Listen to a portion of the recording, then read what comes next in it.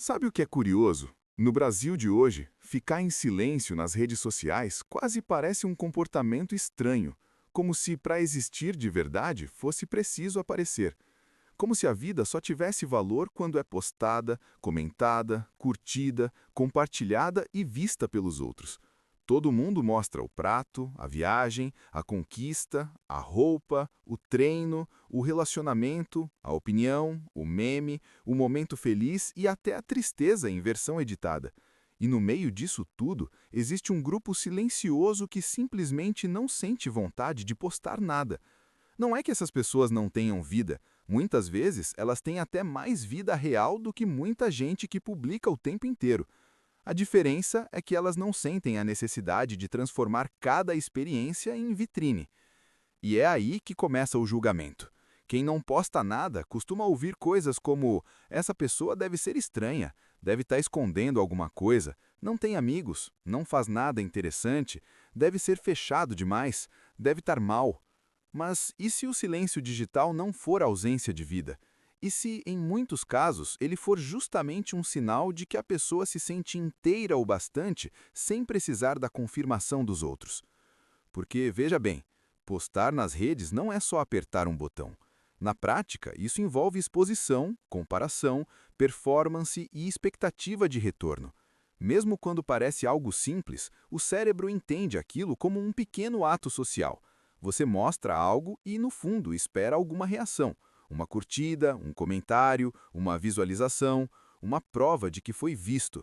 Para muita gente, isso se tornou tão normal que parece natural, mas não é natural para todo mundo. Existem pessoas que simplesmente não gostam da sensação de se colocar em exibição, ainda que de forma pequena.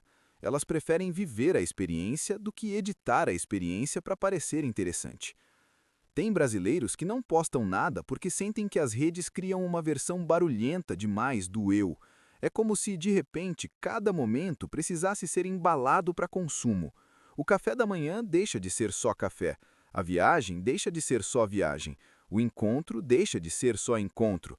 Tudo vira material, tudo vira imagem, tudo vira uma oportunidade de parecer bem, feliz, produtivo, bonito ou desejado. E algumas pessoas simplesmente rejeitam isso no fundo da alma. Não porque sejam amargas, não porque odeiem tecnologia, mas porque percebem que quando tudo vira postagem, a vida começa a perder espontaneidade. Também existe outra camada que quase ninguém admite. Muita gente não posta nada porque não gosta da energia de observação constante. A sensação de que sempre tem alguém vendo, comparando, tirando conclusão, interpretando demais ou acompanhando sem realmente fazer parte da sua vida. Para algumas pessoas isso é leve, para outras isso pesa. O olhar dos outros não inspira, o olhar dos outros cansa. E quando uma pessoa sente isso com força, ela passa a proteger a própria intimidade com muito mais rigor. Ela não quer transformar a vida pessoal em janela aberta. No Brasil, isso chama ainda mais atenção porque existe uma cultura forte de sociabilidade visível. As pessoas esperam ver, esperam saber, esperam acompanhar. Quem posta muito passa a sensação de presença. Quem não posta nada quase parece invisível. E é justamente aí que surge uma diferença psicológica importante. Tem gente que sente segurança ao ser lembrada o tempo inteiro, e tem gente que sente segurança justamente em não estar disponível o tempo inteiro. Uma pessoa quer manter presença, a outra quer manter paz. Uma quer circular, a outra quer preservar. Nenhuma está necessariamente errada, só funcionam de formas diferentes.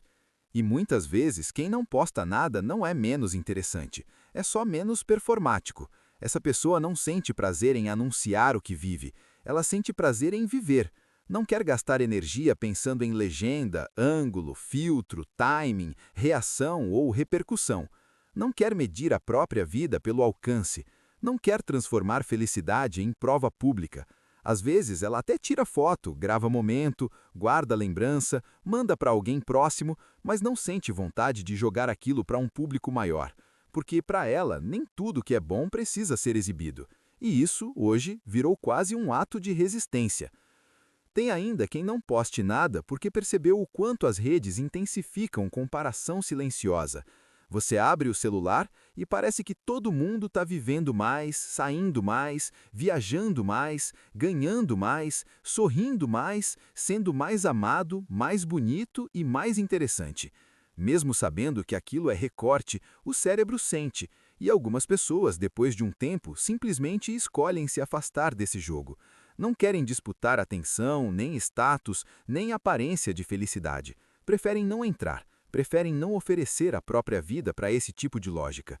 E aqui está uma parte muito reveladora.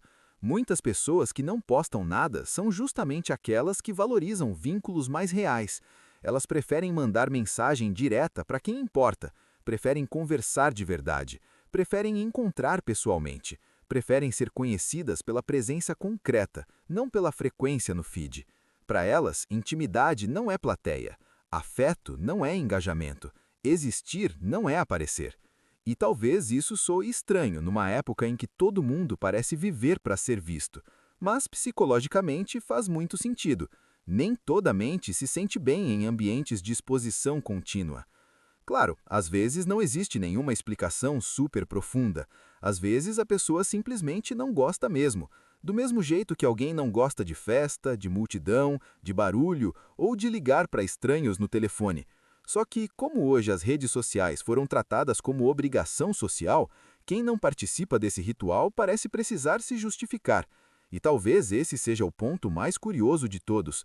Ninguém pergunta por que alguém posta 20 stories por dia como se isso precisasse de explicação.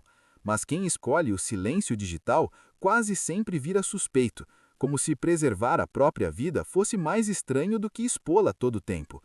Então, se você é um dos brasileiros que não posta nada nas redes, talvez não haja nada de errado com você. Talvez você só não tenha vontade de transformar cada momento em vitrine. Talvez você valorize o invisível mais do que a aprovação. Talvez você goste de ter uma vida que nem todo mundo consegue acessar. Talvez você tenha entendido que paz também é poder escolher o que fica só seu. E num mundo em que todo mundo parece desesperado para ser visto, manter certas partes da vida em silêncio pode ser uma das formas mais raras de liberdade. Porque, no fim das contas, não postar nada não significa não sentir, não viver, não conquistar ou não existir. Às vezes, significa exatamente o contrário. Significa que a pessoa está tão ocupada vivendo de verdade que não sente necessidade de provar isso para ninguém.